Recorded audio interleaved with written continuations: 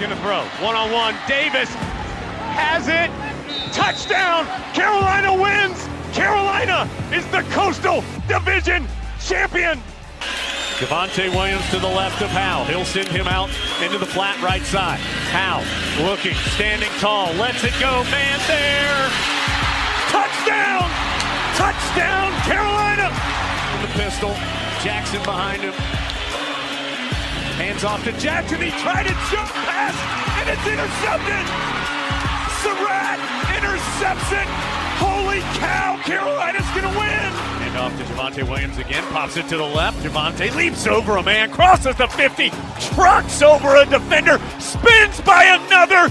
Goodness gracious, he's down to about the 15, and he did absolutely everything in one carry. Here's the shotgun snap to Aguilar. Drops back. Pressure coming. Aguilar floats it up. Incomplete. No flags. Head on back up the mountain. Carolina wins it in double overtime. Loftus out of the shotgun. Throws to the end zone. Incomplete. Incomplete. The bell belongs to us. Carolina wins it 47-45 in double overtime. Bernard fields it at the 26. Heading to the far side. Gio at the 35. Gio, he's at the 50. No, he's not. Yes, he is. Gio is going to take it for a touchdown.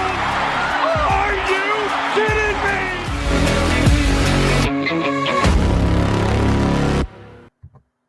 What's going on, guys? Welcome into another edition of the Heel Tough Blog Podcast. It's your host, Anthony Pagnotta, with you guys as always. Josh Marlowe alongside of me as we get ready to recap Carolina's third consecutive win of the season. It means that they, after a 3-4 start, after losing a game to James Madison where they allowed 70 points, Carolina is going bowling for a sixth straight season under head coach Mack Brown. It is a huge win for Carolina, 31-24 over the Demon Deacons of Wake Forest. It's a fourth straight win over Wake Forest. A little more low scoring than we've been used to in the past in these matchups, but still another game that comes down to one possession when it's all said and done between these two sides. Plenty to get to here in terms of the performances in the game. Of course, we're going to talk about Amarian Hampton and just how great he was once again in this performance. A night that wasn't perfect for the offense. What do we make of that?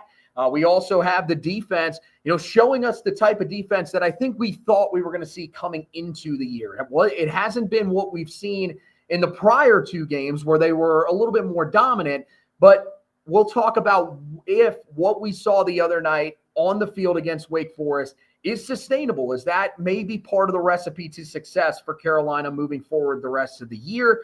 And we do have to give away some helmet stickers at the end of the show. There's also a couple of closing notes, one on the 2026 recruiting trail, a big guy on both the football and basketball side of things, a guy that has an offer on both sides, sets his commitment date, so we'll tell you about that, the latest buzz going on with him, and also an interesting note in a recent On3 Sports article where they talked about the future of Mack Brown in Chapel Hill. And there's one particular note that we have to talk about. So we'll talk about all that here on this edition of the podcast. But, first of all, you look at this win, and, I think, how do you sort of view where Carolina is at right now? Because I've had multiple people on the recap post.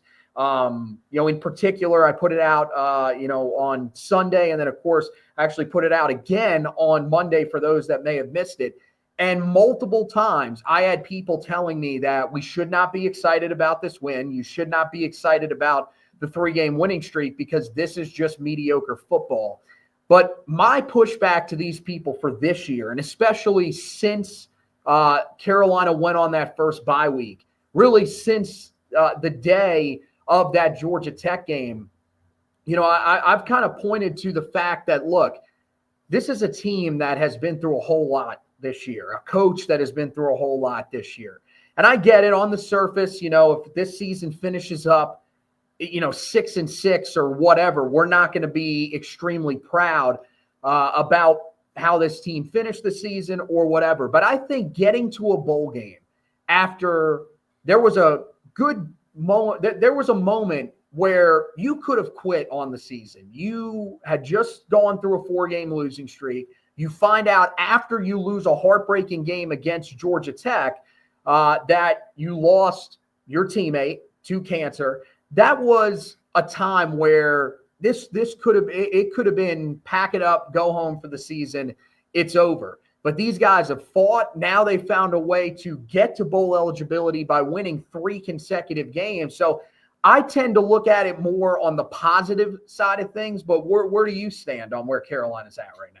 They took the first step to being able to make this a successful season, which was you got bowl eligible for a 6th straight year. And I think, going into the year, I mean, I had them at 10-2. You had them, I think, at 8-4. But regardless, like if we would have been told in August, you're going to play your 3rd-string quarterback, if you got to a bowl game, we would have been satisfied with the results. And that's where Carolina is right now. And I think depending on what happens the final 2 games, where Carolina, I think you should expect Carolina to win both of them.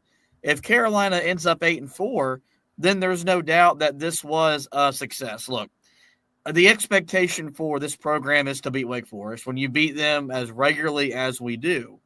So I can understand maybe not jumping for joy because you beat a team that we dominate on the football side of things, kind of like we dominate NC State in basketball, where pretty much every time we take the field with these guys, we beat them. But, this was a game that you had to win to secure bowl eligibility and not have that pressure in your final 2 games, one, albeit a road game, at a weird place to win in Boston College.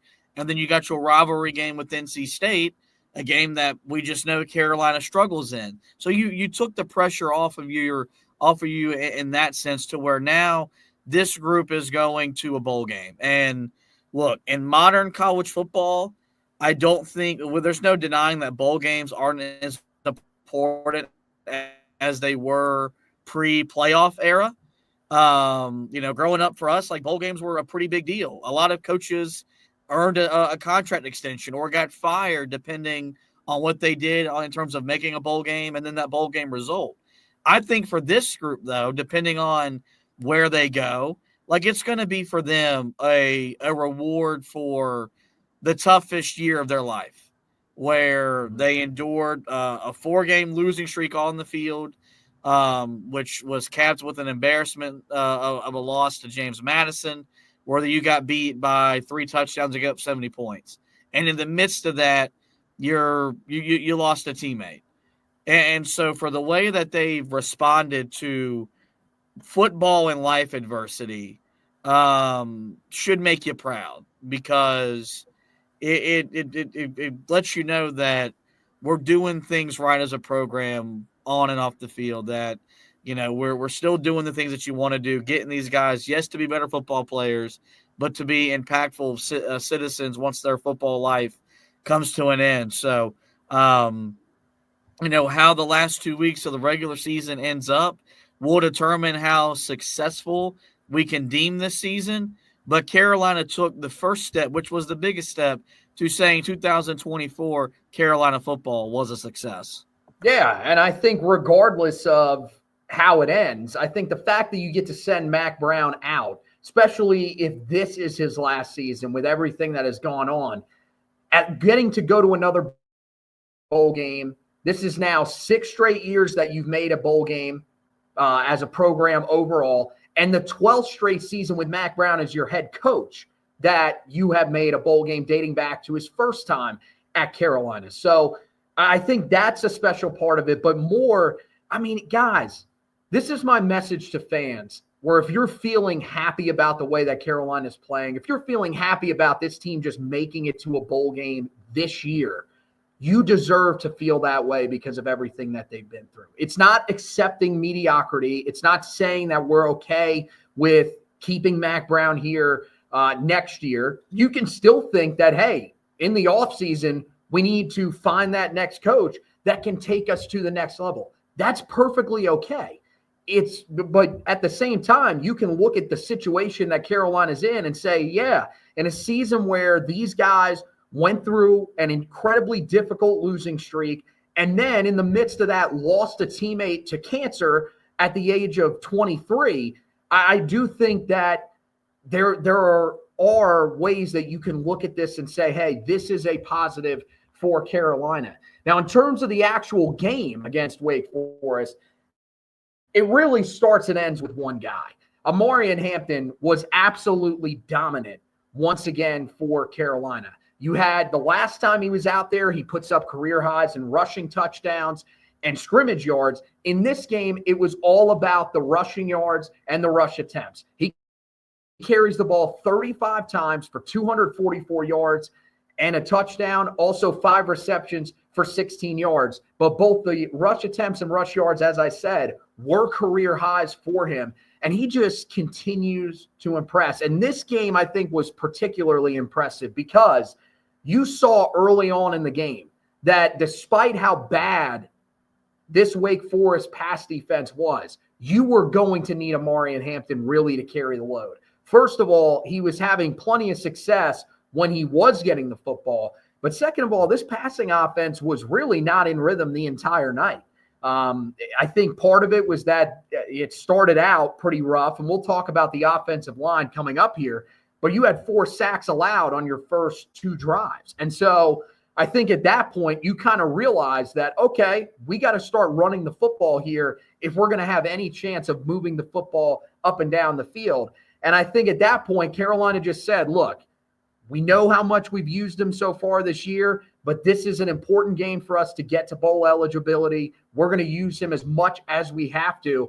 And I think that they did that for the most part, and it allowed him to have another extremely successful day and continue to climb the ranks of the best running backs that have ever stepped on campus here in Carolina.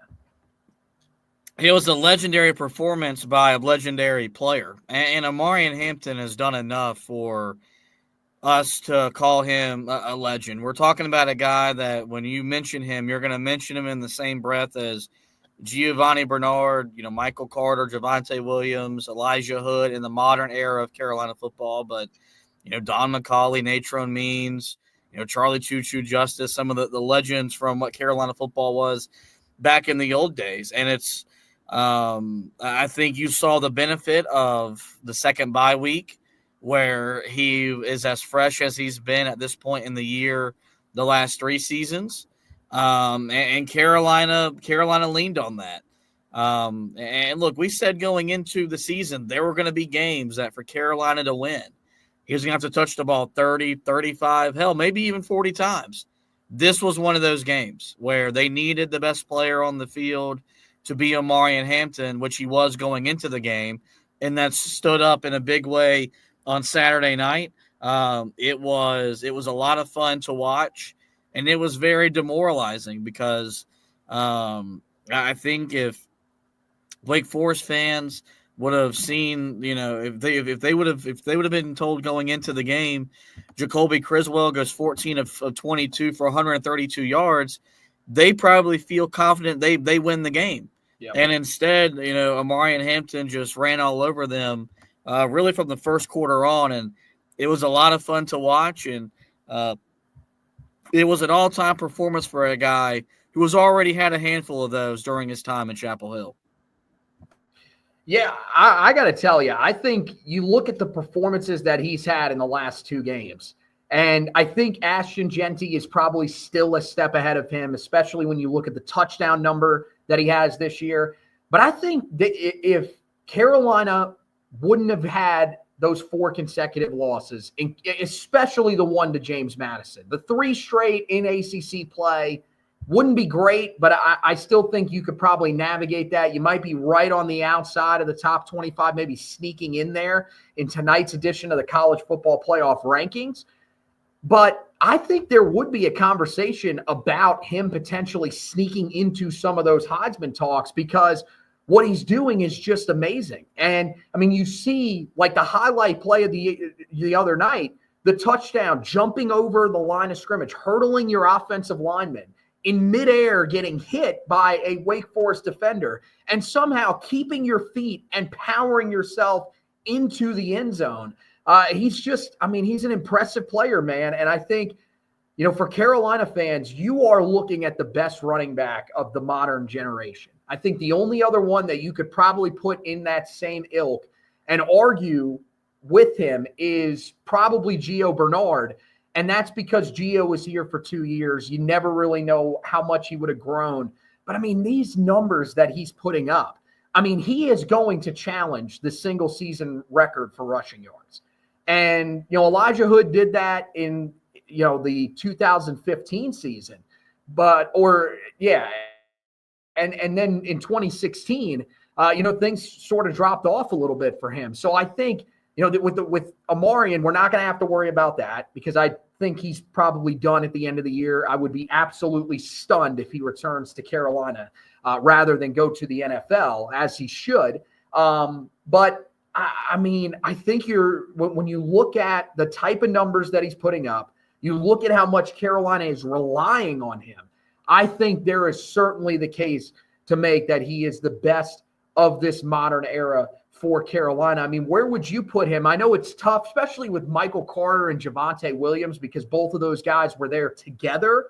But, I mean, where would you kind of put him amongst that group of, those two, Hood and Gio Bernard? Those are the ones that I think are probably considered the modern era guys. Yeah, I mean, I would probably have him behind Gio just because of the way Gio impacted the game, as a returner.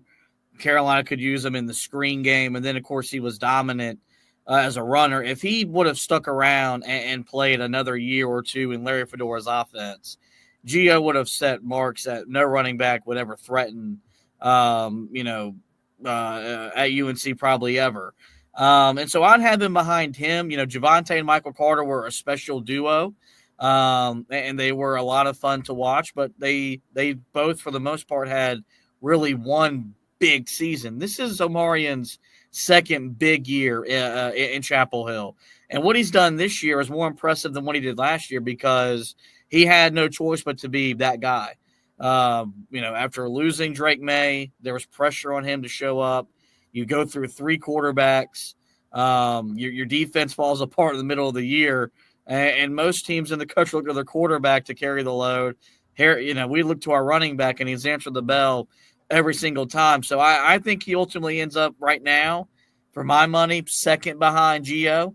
And we'll have to see maybe where that all ends up. If he has a big game against State, maybe that changes it. But I think another thing that he's done this year, and maybe this caught some people off guard, is I think he gave Carolina fans someone to fall in love with every Saturday.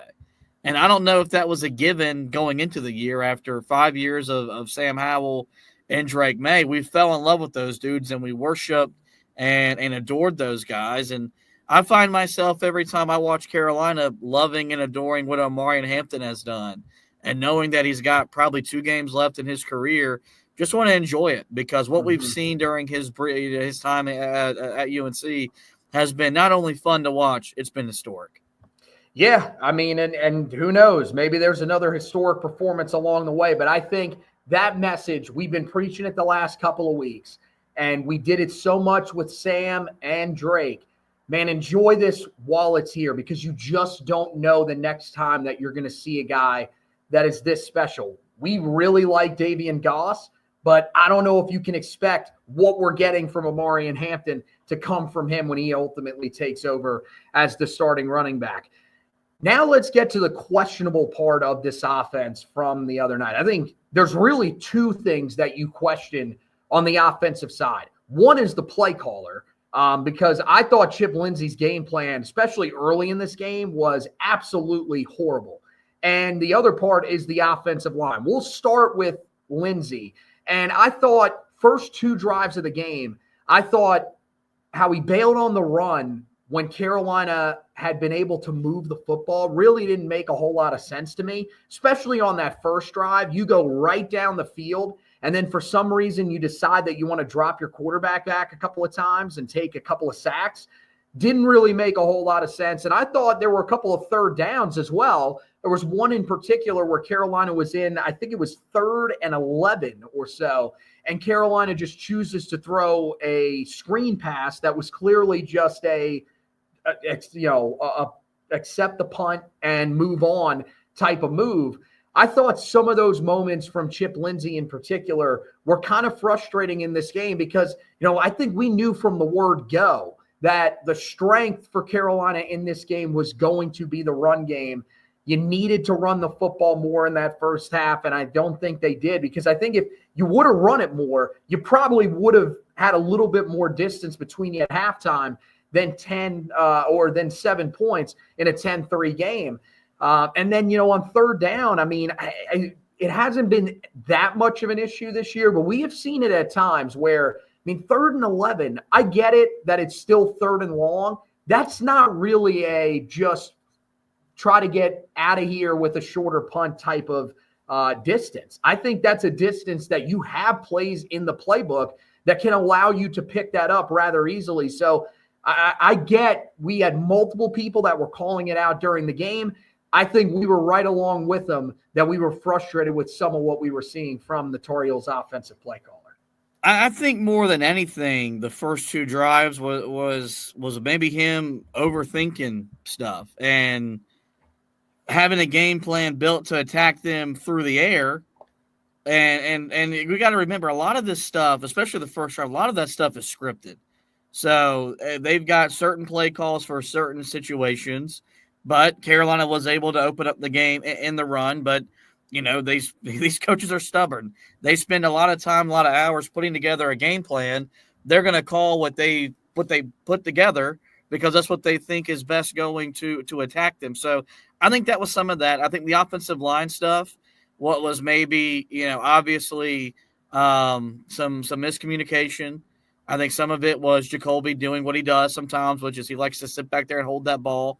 And then part of it too, like as much as any unit that took a week off, the offensive line was one of the groups that didn't need a week off because the way they had played, they were just in such a rhythm that they kind of had to get their feet back under them. And so was not a fan of the 3rd and 11 call. I thought that was evidence of him quitting on the drive. But I thought more than anything, it was maybe a little bit of stubbornness, a little bit too much of you just overthinking the situation for how you thought you were going to move the football. It felt like this was the one time where Mack Brown did what he's supposed to do as the overseer, which is get on the headset, and he probably said, run the damn ball, Chip, because pretty much after that, Carolina was able to move the ball up and down the field at will and put up a lot of points and a lot of yards. So it was maybe not the most consistent performance, but it was still one that was good enough for Carolina to win and control the ball game. Yeah, look, he eventually figured out that he needed to lean on his running back. And it worked out for Carolina in the end. You're right about that. I'd still, again, you look at it, Carolina needed a turnover to score the touchdown that would eventually be the game winner from Amari. And at the time, it extended it to a 2-possession lead. But I do think that, he started to figure out that we need to just turn and give it to our running backs and let them go to work. Because, it was Hampton, but also even when Goss was in the game, they were willing to run him, which I think shows you that, you just have to adjust to what is actually happening on the field. Because I think you're right. Coming in, there was a game plan that was probably set up to attack their pass defense, because their pass defense was the 2nd worst pass defense in the entire country coming into the game. So I think that was that was something that he really wanted these guys to be able to do in this game. And I think he may have overthought it a little bit when it was like, hey, man, first 2 drives. Amarian's almost got 100 yards on those first 2 drives. Let's just keep giving it to him. In terms of the offensive line, I don't know what to think. Yeah, I think there are some people that are probably going to be panicked because this was around the same time each of the last 2 years that you started to see the offensive line fall apart. I do think that you look at the fact that they allowed 4 sacks on the first 2 drives and then they didn't allow one the rest of the night is certainly encouraging. I think it was kind of a mixture. You're right. They only credited 2 of the sacks allowed to the offensive line. So the other 2, they clearly thought that Jacoby either held onto the ball or ran himself into a sack. But, again, it comes back really for me to one guy. I think Trevion Green is the guy that you're kind of a little bit worried about because he allows 2 sacks, 7 total quarterback pressures in this game. And we've seen, man, this is something that has become an issue more and more as the season has gone along for him. Now, he was better during that stretch against Virginia and Florida State, but you know that you've got some physical games coming up here with Boston College, who's going to be able to get after the quarterback, and NC State. Trevion Green's a guy that I think at some point, if he struggles again like this in a game, eventually you have to go to a guy like Ja'Kiah Leftwich. You have to at least give him a shot and see if he can help you balance things out for a second. And I'm not saying that you go to Ja'Kiah Leftwich permanently in the game.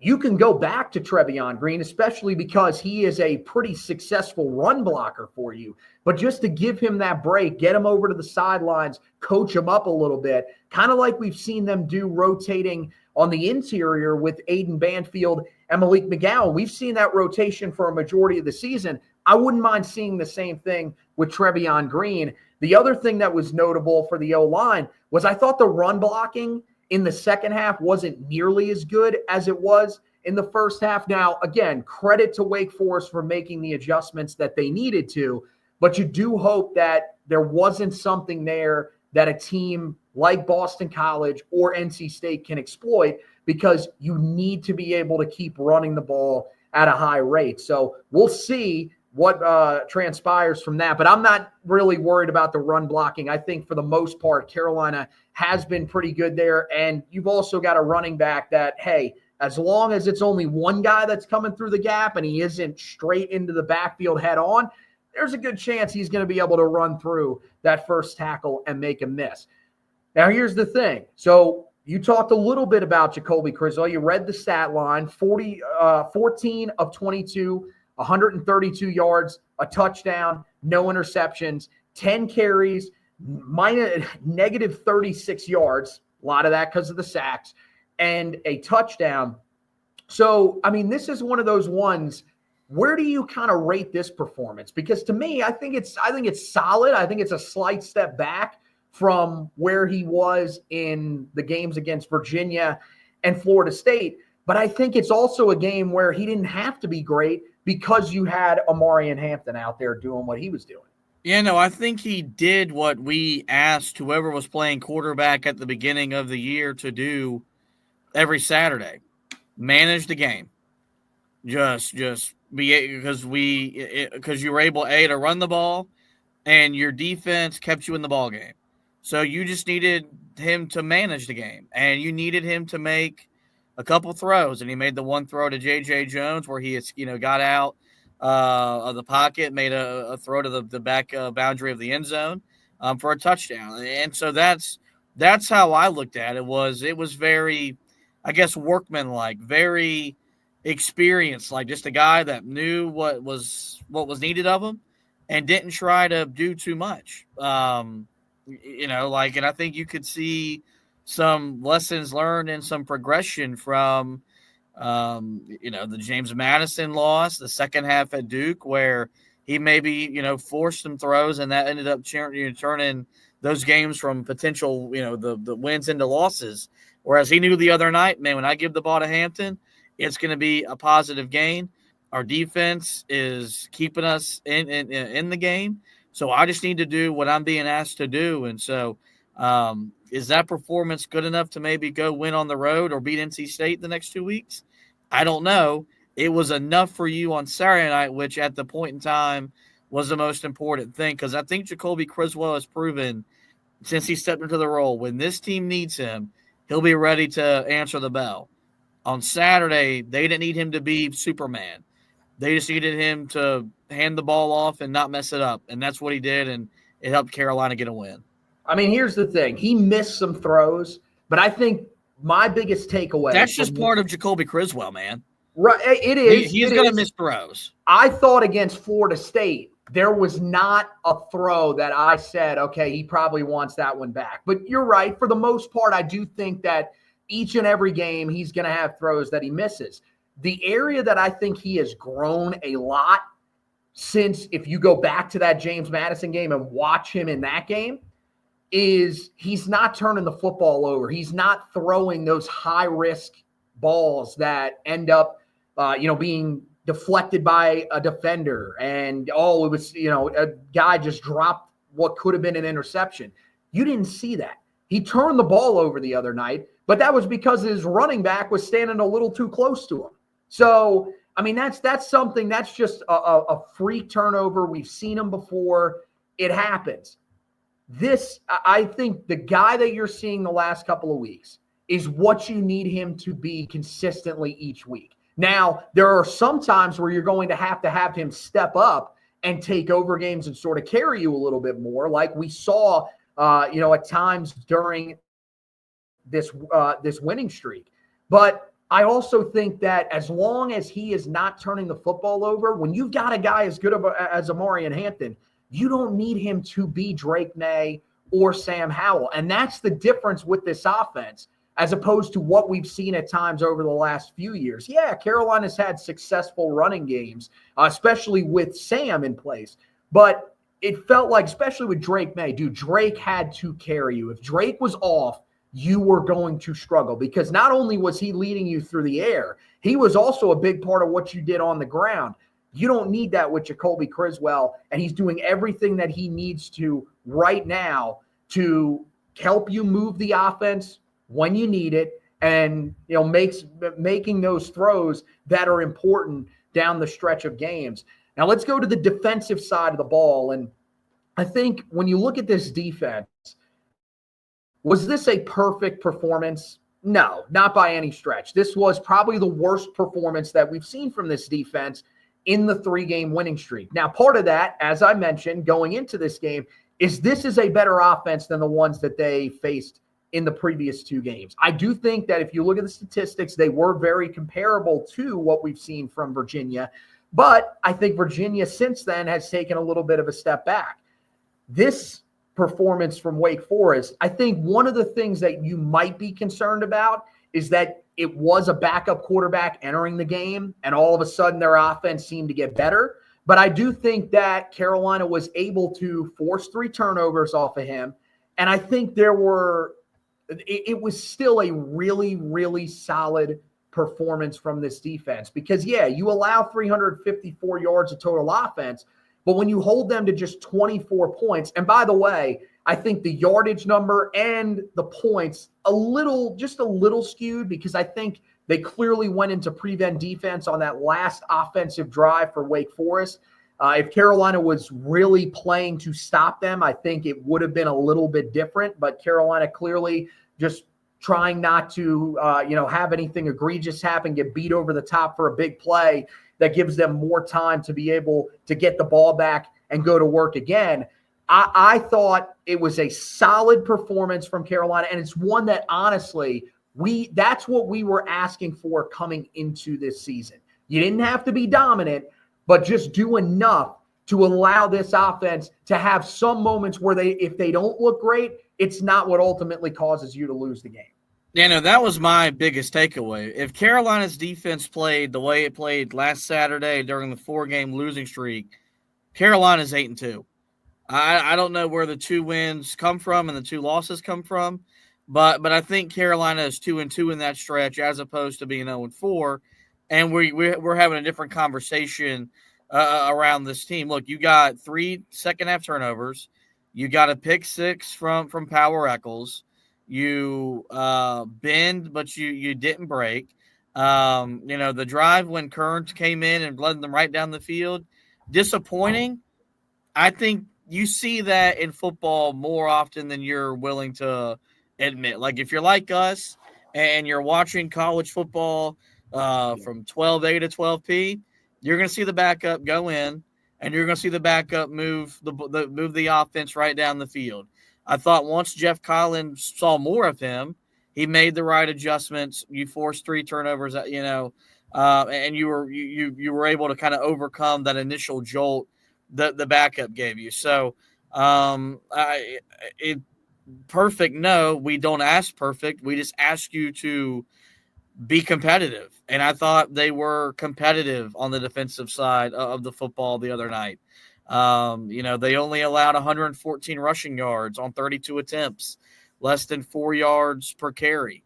They gave up 240 passing yards, but as you mentioned, how many of those came when the game was already decided, or the fact that Wake Forest was having to throw to get back into the game. And so, I think that's a performance that, no, not as dominant as what you did at Virginia or what you did at Florida State, but it's still one that you can build off on, and still one that you can be proud of what you did when you go back over the film, because that's winning defensive football in 2024.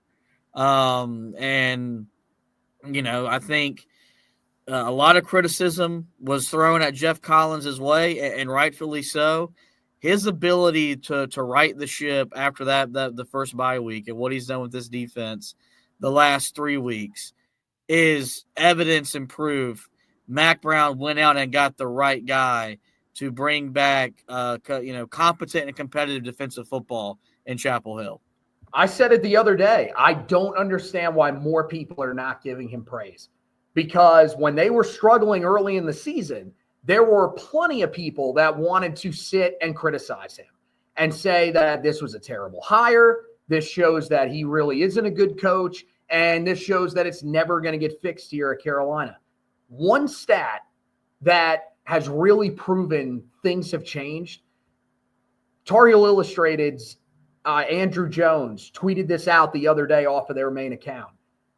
Carolina has missed 11 tackles in the last 3 games. They missed 14 in the season opener alone. So it is just a completely different mindset. I mean, you look at this game, they missed 3 tackles the whole night. You turn that back to the first game of the season. If Carolina was struggling the way that they were in that game, in this game, Carolina probably loses. They probably allow 200 yards or more, something like that, to Damon Claiborne, who's a really good running back. Things have completely changed. And, I mean, one guy that I think needs to be shouted out, there weren't a lot of guys that I looked at and said, oh, they had like standout performances. I thought one guy, that we probably haven't talked about enough, I didn't even mention him in the article. Power Eccles, I thought, had a really great night the other night. Travis Shaw was the star the other night. That's the Travis Shaw that we thought we were going to get here in Chapel Hill. He was everywhere. He made every play that he needed to. He was on the field for just 21 snaps in this game, which makes sense because, with a guy that's his size, it's hard to keep those guys out there. He had 4 total tackles. 2 of them were tackles for loss, and also broke up a pass. That's the type of performance that we need to see. And now the thing that I really like is that you're starting to see each and every week there's a different guy that's stepping up. You go back to Virginia. Oh, it's Kamen Rucker that's having a huge day. And there were other guys that performed well, but Kamen Rucker was the guy that was the headliner. You then move on to the next week against Florida State. Okay, this is Bo Atkinson's game where he's stepping up and really making an impact. Now in this game, you go to the interior of this group, and there's Travis Shaw being the standout in this game. So this room as a whole, it's really starting to click for them. Whatever was told to them in that off week, I think it has worked for them. And I think a lot of credit has to be given to Jeff Collins for sure, but also Ted Monachino in that room for really re-energizing those guys at the midway point of the season. Getting Kamen Rucker back healthy, I think, was huge, but those coaches deserve a ton of credit for what they have done. I think we're seeing the Travis Shaw that we thought we were going to see when he got on campus, which was a guy that was going to cause problems in the middle of Carolina's defense. Something that, if we're being brutally honest, I know there have been guys at different point in times. You had Sylvester Williams and some other guys that were really good, Nazir Jones, some other guys that were really good on the inside of Carolina's defensive line. This guy was supposed to be to what Carolina football is now, to how important Marvin Austin was back when Butch Davis was on the sidelines. And Carolina's front seven was pound for pound as good as any in the country. And I think those expectations were a little lofty. And, I think we were too quick to write him as a bust. It takes time for some guys. Yes, there are some dudes that come in as 18-year-olds and they kick ass. Look at, Ryan Williams, the wide receiver for Alabama, Jeremiah Smith, the Ohio State wide receiver. Like those, there are some guys that come in right away and they dominate. Then there are some guys that it takes 2 to 3 years to get their bodies right. They need to have the right coach holding them accountable on and off the field. And that's what you've seen with Travis Shaw, man. And you saw glimpses of it last year where it was starting to come together. And, you had the coaching change, and you've seen everyone in that defensive line benefit from that that change, getting rid of Tim Cross in favor of Monachino. So, look, we knew it was going to start and end with them all year long. They've played better the last 3 weeks. It's not a surprise that the defense has played better. And if they keep this play up over the last two games at Boston College, at NC State, it puts Carolina in position to finish the season strong, like Mack Brown talked about, coming off that win at Virginia. Yeah, certainly. Now, one thing that could be a bit of an obstacle for that is the kicking game not in great shape, man. Noah Burnett misses probably the easiest field goal of the season so far, all of his misses, with a 34-yarder early in the game. Look, it ultimately doesn't end up costing Carolina, but remember that a couple of years ago, he was the guy that missed a potential game-tying field goal against NC State. That could be another close matchup. Carolina needs him to get back into rhythm. I mean, this is now 3 straight games with a miss. I mean, this is an area that they have to get cleaned up before these final 2 games. I don't know what they have to do. I don't know if they have to look at Lucas Osada and give him a chance to actually compete for that job. But, I mean, this is not a good thing for Carolina to be dealing with this late in the season when they're trying to continue to build momentum in games that look like they're going to be close. Man, Boston College is a really solid team. They played, they played 60 minutes with SMU the other day. They had a chance to win that game. NC State is a team that has beat you 3 straight times. And even though they're not in the best shape right now, there's a good chance that game could be their chance to get to a bowl game. So there's going to be a lot of motivation for them. So that's one area in particular. Some of the other stuff, the offensive line, I'm mildly concerned. This one is the one major concern for me right now with this team as we sit here amidst a 3-game winning streak. Yeah, look, if they were going to make a change to that position, the bye week would have been the time to do it. I think we're at the point now where you've got to ride it out. There's as much of it is confidence. Maybe there's just something off in his technique and their timing. And that can be reevaluated on film, and you make the slight adjustment. Kicking's a finicky thing. If you watch the NFL, we all watched Justin Tucker for a decade make field goal after field goal. He missed 2 kicks on Sunday, cost Baltimore the game in a game at Pittsburgh. So, it's a reason why it's a tough job. And so, we know Mack Brown's loyalty. I don't see him making a change at this point in the year. What you probably got to do is kind of like what Carolina did with K. Tyson in basketball and kind of just force him to see the ball go through the basket. Maybe this week just spend an extra 5-10 minutes, getting some confidence in himself, and so he can go out there and kick with a positive leg. So because I do, as good as Carolina's playing, if they're going to win their last 2 games, he's going to have to make a kick or 2, and probably 1 or both of them. And right now your confidence isn't high that he's going to do it, but this is a guy that proved last year he can make big-time kicks, and hopefully that guy still exists because Carolina's going to need him down the stretch. All right, let's get to our helmet stickers for this game. Who's the first one that you're handing out? Well, since I get to go first, I'm going to take the easy way out and give it to Omarion Hampton. 40 total touches the other night. You're talking about 260 yards of total offense and a touchdown. Wasn't the 5 touchdown performance it was the week ago, the last time we saw this team on the field. It wasn't maybe as dominant as, what Javonte Williams did against Duke or Miami in his special year.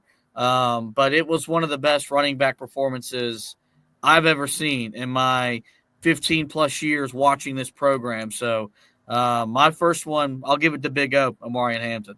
All right, yeah, my first one, I'll go with Power Eccles because he led the team in tackles, had the interception return for a touchdown that ended up being really big for Carolina, helping that offense that was struggling throughout the night out immensely.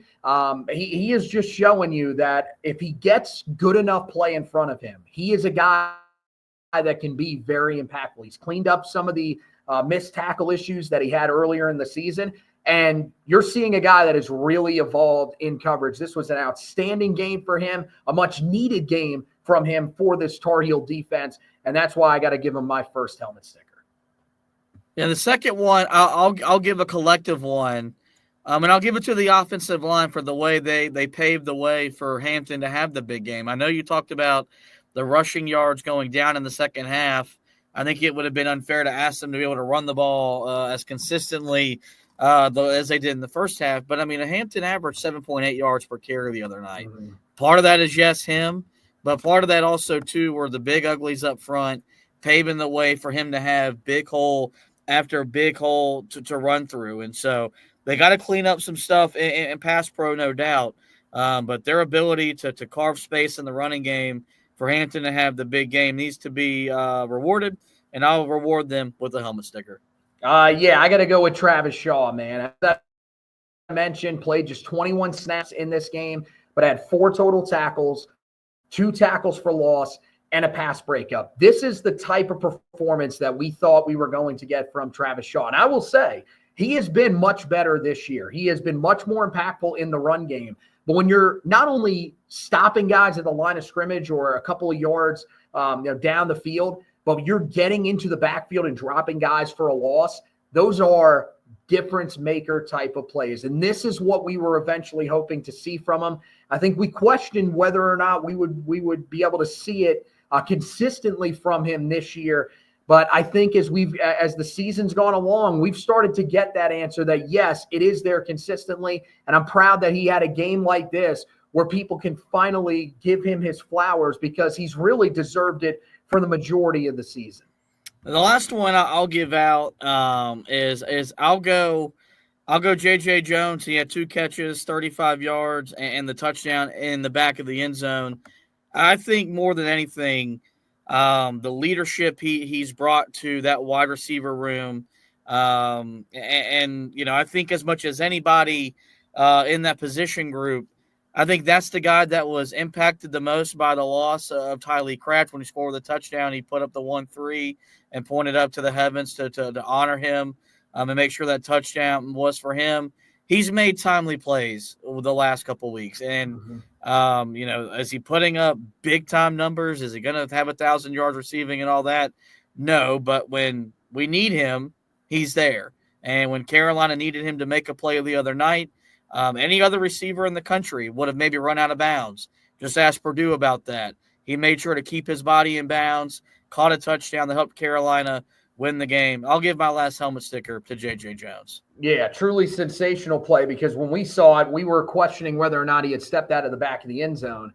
He, in fact, did not. My final one, and I know I have been really hard on this dude for most of the year, because he has struggled at times in coverage. He allowed 6 of the 7 passes that were thrown his way to be caught in this game for 80 yards. But I do think that he deserves a shout out for how well he tackled in this game because he was everywhere that Carolina needed him to be throughout the night. And I think you got to credit Caleb Cost. It has not been an easy year for him. It's been a year where he's had to grow as the season has gone along. and people still look at him as a guy that's a little bit of a concern in that star spot. I'm not going to lie. I still do at certain times. But I thought the other night he stepped up, played a really good game for Carolina, and was exactly what they needed out of that nickel spot, because you need those guys. Yeah, you need them to be good in coverage. I thought for the most part he did a pretty solid job against Taylor Morin. But more importantly, you need them to be a well-rounded player. You need them to contribute in all areas of the defense. And I thought you saw that the other night with the 5 tackles, all solo tackles, by the way, as well. So a lot of open field stuff for him. Great performance from him. And so he gets my final helmet sticker. All right. So we'll, of course, tell you about the 2026 recruit that Carolina will see make his decision in just a few days from now on November 30th. But first, let's talk about the update from On3 Sports. This is an article. I don't remember who exactly wrote it, but it was sent to me by one of our friends here at the station, Travis Hancock. He sent me a text with a screenshot of this article. And the most interesting part for me was, there's a lot of minutia and stuff like that. It's basically about how Carolina, a lot of people have been preparing around the college football world as if Mack Brown is going to retire at the end of the season. But one of the things that I thought was incredibly interesting at the end was that it says sources have told On3 over the weekend that Brown is starting to tell recruits that he will be back next season. So we talked about this a little bit the other night at the end of the Wake Forest preview. And a lot of people were pretty angry about the fact that we were even bringing up the chances that he could return for next year. If this is true, now you could say that this is a technique to try to keep the recruiting class together, set the next coach up for success. That's certainly on the table. But I do think that it is interesting that you've seen Carolina hand out a couple of new offers in the 2025 class. You've seen them, offer a few other guys in the 2026 and 27 class. I think the 27 class, you don't read into that as much, especially when a lot of the guys are in-state or, high-end guys in that class. You're going to offer those kids regardless. Most coaches would. But in particular, when you look at the offers that they're giving out in the 26 class and especially in the 25 class, I think it is starting to set up where he might be telling you without telling you that I am planning on coming back as long as this thing doesn't completely fall apart. Yeah, and I think Carolina fans need to be okay with that. If Carolina wins both games to end the year, I don't know how you force out a coach after a 5-game winning streak. And I don't know how you tell him, hey, you need to pack your bags, when he would have top to bottom, all things considered, done his best coaching job by far in his second stint here. And we could really dig deep and argue maybe his best coaching job ever during his 2 stints in Chapel Hill. I do think for the time being, this is just trying to do what you got to do. I mean, early signing day is a month away. And we all know that's the more important signing period now in college football, as opposed to the one that happens in February. So trying to do some, and try to really capitalize off the momentum of the 3-game winning streak. So I do think that's part of it. I do think that if they finish the season strong, there will be enough. He's always going to have the support of the boosters because, he's a people person. He knows how to please people. But I do think if this fan base looked itself in the mirror and you got an 8-4 team after losing Drake May and what you went through, you would be really satisfied with the season. You would be okay with him coming back. And also, man, as old as he is, he hasn't lost, I think, the competitive spirit. He hasn't lost that edge. He hasn't lost the joy of doing it. I think he loves coming to work. He tweeted at 6:00 this morning. He was back in the office and getting after it. And so I think that plays a part of it as well. I do think, though, if the season ends sideways, poorly, whatever, I don't think he'll be stubborn. I think he'll look at it and say, I did my best when I came back to try to accomplish what I set out to accomplish. It's time to move on. But kind of like what I said when we talked about this, when we previewed the game, there's not a clear-cut answer as someone out there that can do the job better. And if Carolina finishes the season strong, there's more than enough reason to justify bringing back your best coach in program history for another season. Yeah, and that's kind of where I'm at. Like I said, I don't think that you need to be on the train of believing that it is the best option. I think that you can make a legitimate argument no matter what happens. Even if they win out, I think you can still make the argument that it could be time for him to move on, because I thought last year that was the right time for him to move on. But I mean, if he does make that decision, and again, we said it, if he gets to 8 wins, God forbid 9, and it involves a win over NC State, I mean, I don't understand how you can be that mad about that, because you would have a coach at that point that, as I said on Friday night when we previewed the game, you would have a coach that in 9 of the 16 seasons that he has been on your sideline, he has taken you to 8 or more wins in those seasons. How can you really argue with that? And to me, like, I don't know. Some people may say, well, he's got to win a bowl game. Guys, bowl games don't mean what they used to. The reason that a bowl game is important is because you get extra practice. And the bowl game can be sort of a way for you to work out some of the stuff that you're going to have to work out starting in spring practice. Like some of the battles, you'll get an early look at some of those, particularly if it's quarterback. I don't think it will be. I think Jacoby Criswell probably is going to stay here. If Mack Brown stays, there's no way he's leaving. I don't see that being a possibility. And I think at that rate, he's your guy. I know there's a lot of people, again, still pounding. I had people telling me again last week, it doesn't matter if Criswell stays. Criswell's not better than Bryce Baker. Dude, I've watched Bryce Baker. I think he is a tremendous prospect. There is a lot to like about him. He is not ready to be the starting quarterback of this team. This is not Sam. Sam was a once-in-a-lifetime type of guy. And he also walked into a scenario where he pretty much had no choice but to start, because the other guys in that quarterback battle were not good. So I think it'll be interesting to sort of monitor this over the next couple of weeks.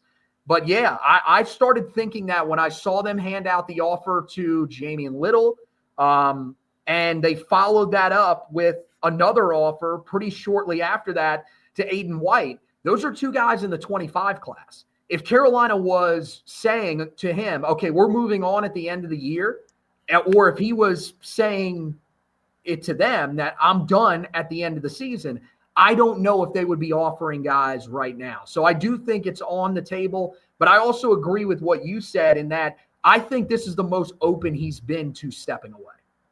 I think that if he sees if this is a tough finish to the year, I think, hell, if they lose to NC State again, he might actually say before the bowl game, because you're going to have to make the decision on your coach before the bowl game. There is a chance that he says, you know what, it's probably time for me to step away. So I think right now it's kind of a toss-up. I think it can go either way, but I do think that there is some smoke there when it comes to the possibility of him returning. All right, last thing that I wanted to mention in that 2026 class that we touched on a little bit there, not a guy that's a new offer, but a guy that Carolina really wants in the 2026 class is 5-star tight end and 4-star center on the basketball side of things, Kendre Harrison. This is one of the biggest targets that Carolina has had. This is the number 9 overall player in all of football recruiting in the 2026 class, according to 24/7 Sports composite player rankings. Now, basketball side of things, kind of, a more middle of the road type prospect, 51st overall, number 6 center. Still has put up some ridiculous numbers for a guy that's 6'7". But I think for football, it's probably the most important. I think he is leaning towards football more than basketball. So I do think that could have an effect. I think that as of right now, there is a legitimate chance that he will not be coming to Carolina. A lot of crystal balls starting to project him to head to Oregon.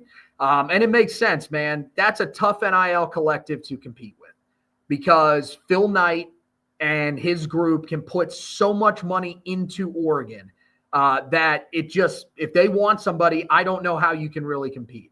Do I think there's a chance that Carolina could still land his commitment? Yes, very slim. Why is that? It is because of the basketball program. That's the only reason that I think Carolina really has a shot here. Tennessee, I think also because of their big NIL collective, could make a late push. But I think ultimately this probably comes down to Carolina, and we'll see, if Carolina makes some sort of late push, and probably Oregon. And I think right now going in, Oregon should be the heavy favorite. Yeah, that's everything that I'm seeing as well. Maybe Carolina. I know they had a pretty big NIL event at the stadium over the weekend during the Wake Forest game. Maybe they bring everything together. They make a couple promises. There's always going to be the allure of being a two-sport athlete. What that meant for guys like, a guy like Julius Peppers and some other people. And maybe that does intrigue him to be a guy that plays and helps both Carolina football and Carolina basketball win on their respective playing fields. So it'd be a massive win for both, Hubert Davis and Mack Brown. But it's going to be tough. And this is where you got to hope that Mack Brown's got maybe one more, trick up his sleeve to get an important recruit into his program, because you get a guy like that to commit, it'll re-energize your recruiting. And you'll have guys that'll commit to you just to play with him. He's that type of recruit that his commitment will string 2, 3, 4 commitments to come your way. So, and Carolina needs to approach it that way. He's that significant of a recruit. We go out and we get him. We'll get some other high-end, 4-star guys to come join our program as well, and that can keep Carolina, competitive nationally on the recruiting and on the playing field. So we'll find out November 30th, and hopefully he picks up a Carolina blue hat.